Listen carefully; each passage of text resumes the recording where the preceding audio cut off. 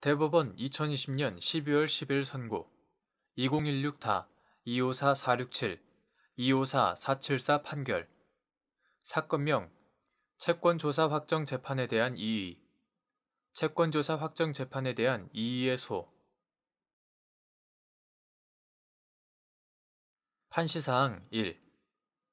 채무자 회생 및 파산에 관한 법률 제464조에 의한 소송 수개를 할 수 있는 경우 같은 법 제462조 제1항에 의한 파산채권 확정의 소를 제기하는 것이 적법한지 여부.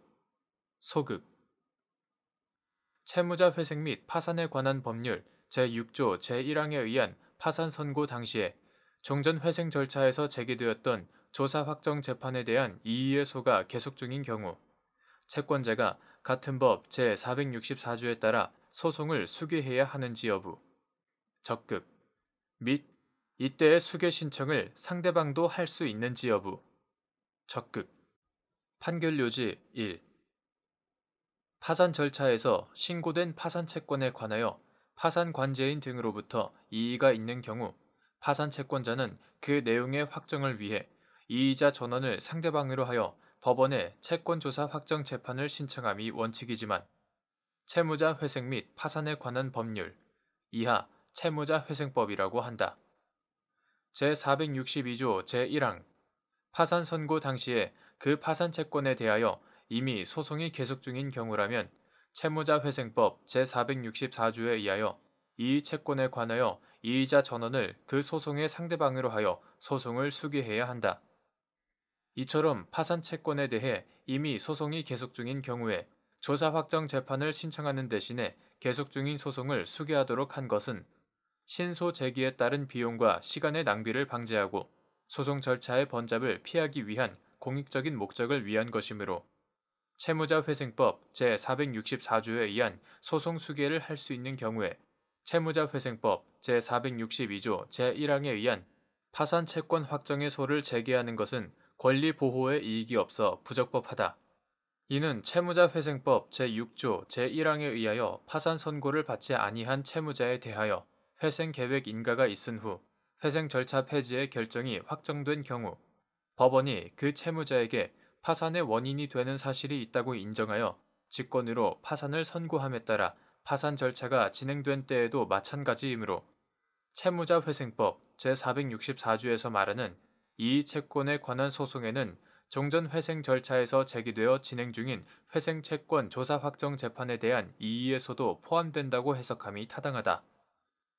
따라서 채무자 회생법 제6조 제1항에 의한 파산 선고 당시에 종전 회생 절차에서 제기되었던 조사 확정 재판에 대한 이의의 소가 계속 중이라면 채권자는 채무자 회생법 제464조에 따라 이의자 전원을 그 소송의 상대방으로 하여 소송을 수개해야 하고 이때의 수개 신청은 상대방도 할 수 있다.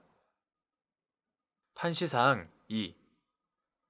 채무자 회생 및 파산에 관한 법률 제6조 제1항에 의한 파산 선고 당시에 계속 중이던 회생 채권의 조사 확정 재판에 대한 이의의 소에서 같은 법 제464조에 의한 수개가 이루어진 후 당사자가 청구 취지를 회생 채권자표의 확정을 구하는 것에서 파산 채권자표의 확정을 구하는 것으로 변경한 경우 법원이 그에 따라 판단하여야 하는지 여부, 원칙적 적극 및 이때 회생 채권자표의 확정을 구하면서 파산 채권자표의 확정을 구하는 내용의 청구 취지를 추가하는 것이 허용되는지 여부.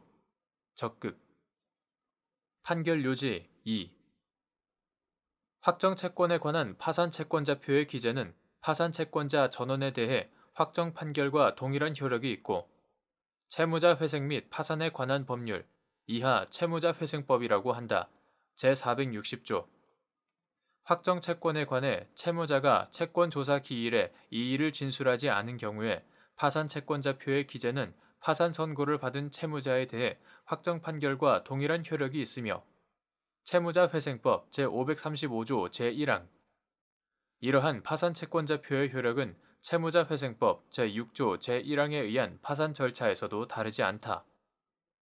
즉, 채무자에 대해 파산이 선고되면 그 파산 절차는 폐지되거나 종결될 것인데 어느 경우이든 채권자는 파산 채권자표의 기재에 의해 강제 집행을 할 수 있다. 채무자회생법 제548조 제1항, 제535조 제2항. 이러한 점에 비추어 볼 때 채무자회생법 제6조 제1항에 의한 파산 선고 당시에 계속 중이던 회생채권 조사 확정 재판에 대한 이의의 소에서 채무자회생법 제464조에 의한 수개가 이루어진 후에 그 당사자가 청구 취지를 회생채권자표의 확정을 구하는 것에서 파산채권자표의 확정을 구하는 것으로 변경한다면 특별한 사정이 없는 이상 법원으로서는 그에 따라 판단하면 족하다.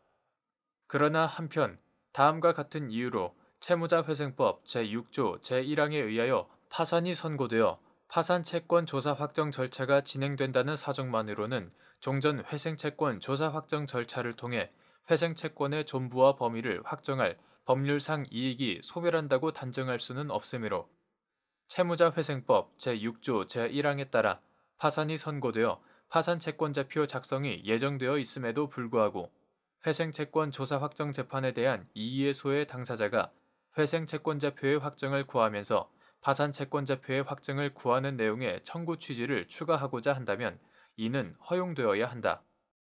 첫째, 먼저 회생 절차에서 이루어지는 채권조사 확정 절차는 회생 절차 개시 결정 당시를 기준으로 한 회생채권의 존부와 범위를 정하는 것을 목적으로 하고, 파산 절차에서 이루어지는 채권조사 확정 절차는 파산 선고 당시를 기준으로 한 파산채권의 존부와 범위를 정하는 것을 목적으로 한다. 채무자회생법 제6조 제1항에 의하여 파산이 선고되는 경우 그 파산 절차에서 채권조사 확정의 대상이 되는 파산채권도 파산 선고 당시를 기준으로 판단해야 하므로 종전 회생 절차에서 확정된 회생채권이 회생계획에 따라 변경되고 파산 선고 당시까지 변제되는 등의 사정을 모두 반영하여 확정되어야 한다. 둘째, 또한 회생계획 인가의 결정이 있은 때에는 회생채권자 등의 권리는 회생계획의 내용대로 실체적으로 변경되므로 채무자회생법 제252조 제1항 회생 절차 개시 이전에 존재하였던 회생채권 또는 회생담보권에 관한 집행권한에 의하여 강제집행 등은 할 수 없고 회생채권자표와 회생담보권자표의 기재만이 집행권한이 되지만 파산 폐지 결정이 확정되거나 파산 종결 후에는 채권자가 파산채권자표의 기재에 의해 강제 집행을 할 수 있을 뿐만 아니라 채무자회생법 제548조 제1항, 제535조 제2항 회생채권자표 등과 같이 파산 선고 이전에 존재하였던 파산채권에 관한 집행권한에 의하여도 강제 집행을 할 수 있다. 이는 채무자회생법 제6조 제1항에 의한 파산 절차에서도 마찬가지이다. 판시사항 3. 채무자 회생 및 파산에 관한 법률 제6조 제1항에 의한 파산이 선고됨에 따라 채권자 또는 상대방이 종전 회생 절차에서 제기되었던 이의의 소를 수개하였음에도 이의의 소의 원고가 청구 취지를 변경 또는 추가하지 않는 경우 법원이 취하여야 할 조치. 판결료지 3. 채무자 회생 및 파산에 관한 법률 제6조 제1항에 의한 파산이 선고됨에 따라 채권자 또는 그 상대방이 종전 회생 절차에서 제기되었던 이의의 소를 수개하였음에도 이의의 소의 원고가 이 점을 간과하여 청구 취지를 변경 또는 추가하지 않는 등 명확한 의사를 밝히지 않는다면 법원은 이 점을 지적하여 당사자의 명확한 의사를 성명해야 한다. 판시사항 4. 회생계획 인가 결정에 따른 회생채권자 등의 권리 변경의 효력 및 회생 절차 폐지가 그 효력에 영향을 미치는지 여부. 소급. 판결료지 4. 회생계획 인가의 결정이 있는 때에는 회생채권자 등의 권리는 회생계획에 따라 실체적으로 변경되고 회생계획 인가 결정의 효력은 회생 절차가 폐지되더라도 영향을 받지 않는다. 채무자 회생 및 파산에 관한 법률 제288조 제4항. 따라서 회생계획 인가 결정이 있으면 회생채권자 등의 권리는 회생계획의 조항에 따라 채무의 전부 또는 일부의 면제 효과가 생기고 기한 유예의 정함이 있으면 그에 따라 채무의 기한이 연장되며 회생채권을 출자 전환하는 경우에는 그 권리는 인가 결정 시 또는 회생계획에서 정하는 시점에서 소멸한다.